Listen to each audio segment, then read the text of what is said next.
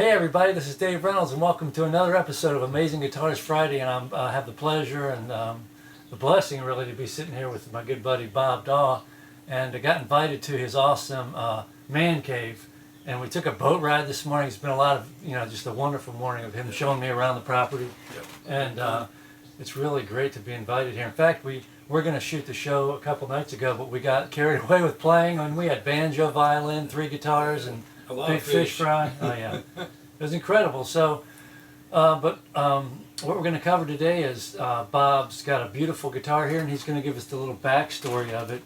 It's a was it a 1964 Sears Silvertone? Silvertone, okay. Sears and Roebucks. All right, perfect. Yep. Well, can you tell us a little bit about the backstory of it? Let's Sure. pick it up here. Yeah. In 1964, a friend of mine bought this guitar new from Sears and Roebuck.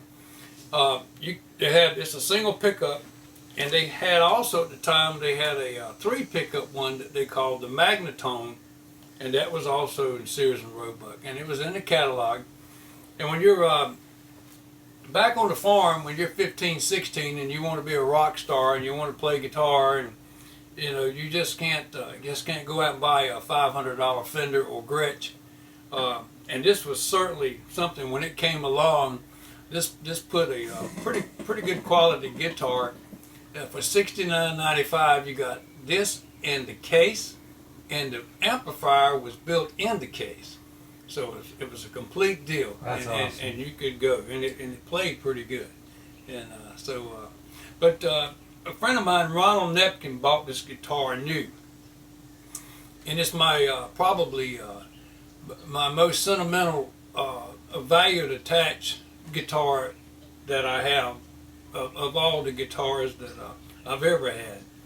And the reason being, Ronald bought this guitar in '64, and he played it only a year or so, and then he went off to Vietnam, and he came back, and he got married to Brenda, and they got busy with having 3 boys, and there wasn't time for guitar playing. So he lived in an old country home in Wayne County, and he went up in the attic and pushed the board back, and he set this guitar up on the rafters in his attic. And for years and years, Ronald and I would be playing down here at Bloods Creek under the shelter beside a fire, and every once in a while he would mention he had a Silvertone guitar in his attic. And so I said, wow, it's been up there a long time. And his son came to me one day and said, what can I give Dad for Father's Day? He said he's got everything to fish with, he's got tools. I said, Ronnie Jr., if you go up in the attic when he's not there and push that board back, see if you see, in fact, a Silvertone guitar laying up in that attic. And I said, and then just bring it to me. If you see one, bring it whatever you see. Don't touch it or bother it. And I said, because it's been up there 50 years. That's amazing. 50 years, yeah. I mean, I don't see. Can you imagine? Look, yeah. it was hot. It was under a tin roof, no insulation, in the bitter cold and the hot summer. Well, Ronnie called me and said he said, Bob, I got my hands on it. So he brought it to me. They had like 2 strings, and some of the tuning pegs were gone. So I got a good friend that's an excellent guitarist and just has an emotional attachment to any guitar. In Goldsboro, his name is Chuck Meyer. And I took it to him. I said, Chuck, what can you do for this old guitar? I said, Ronald's, his Father's Day's coming up, and his son wanted to refurbish it a little bit and make it where to play a tune. And so Chuck went to work on it, cleaned it up, cleaned out the electronics, and put new tuning pegs, and we presented it. Ronnie Jr. presented it to his dad right here in this man cave, and what a crying time we had. That was an emotional time for him. He just stared and looked at it, and that was a big event. And then after that, he asked me, he said, Bob, please hang this guitar up in your man cave for conversation, and when I come down to the Bloods Creek to the camper, I'll come over and we'll play them once in a while. And we did. Ronald passed away last October, and so I told his boys, I said, you know, I got that Silvertone guitar that's Ronald's. And them three boys, I sang to Ronald's funeral. But anyway, them three boys got together and said, Daddy would want you to have that guitar. Wow. So that's how I got it. That's And there ain't, look, I got a Martin right here. I'll sell you any guitar I got except this one. That's pretty neat. But it's pretty cool. Yeah. Golly. And this guitar, the strings are flat against the neck. I mean, 40 or 50 Yeah, years. there's really no Yeah. indication of wear. I mean, it's incredible for where it was. I My mean, it's just God. sit up there in all those elements Yeah.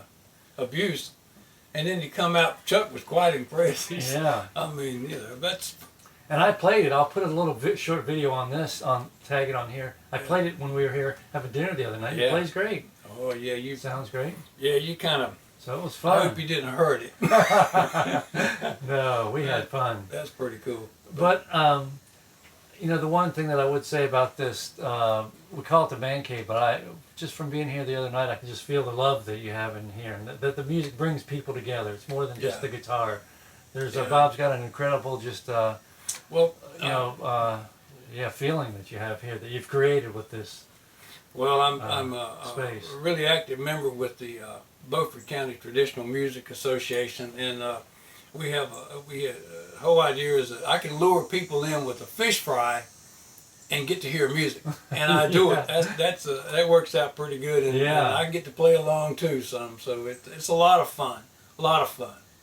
Yeah, it was a great time. Yeah, we had the few other people from the BCTMA here as well, Linda and Rob, and I'll post some of those things as well on that tech because we videotaped a lot of it. Yeah, so we're gonna definitely tag some of that. So on the way out here, then we're gonna sing, have Bob sing "Broken Halos." Oh, okay, that'd be fun. That was a important song for you. You just sang that recently. Let me get my guitar over here. Yeah, I lost two brothers, unfortunately, last 8 months, and this song kind of touches on we don't always understand why, and things happen, but it's a special song to me. I did sing this song to both their funerals. That's I mean, it's kind of ironic that you would ask.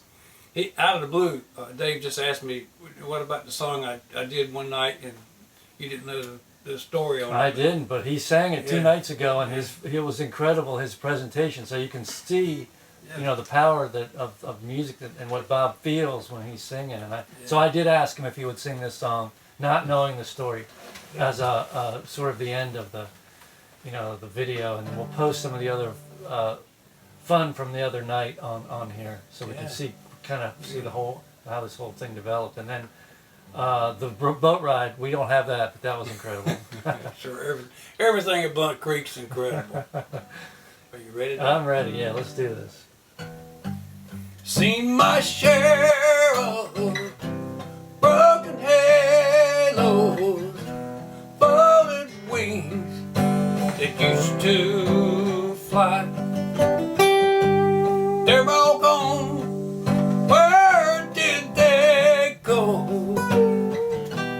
Broken halos that used to shine. Angels come down from the heavens just to help you on your way.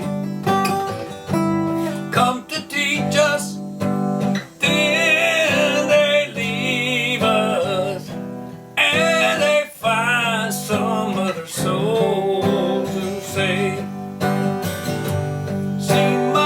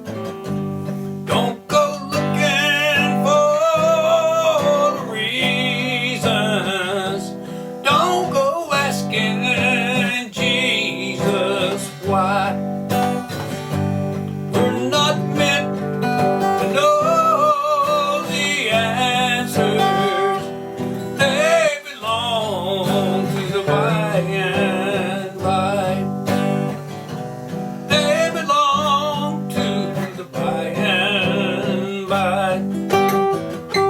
Seen my share of broken halos, folded wings that used to fly.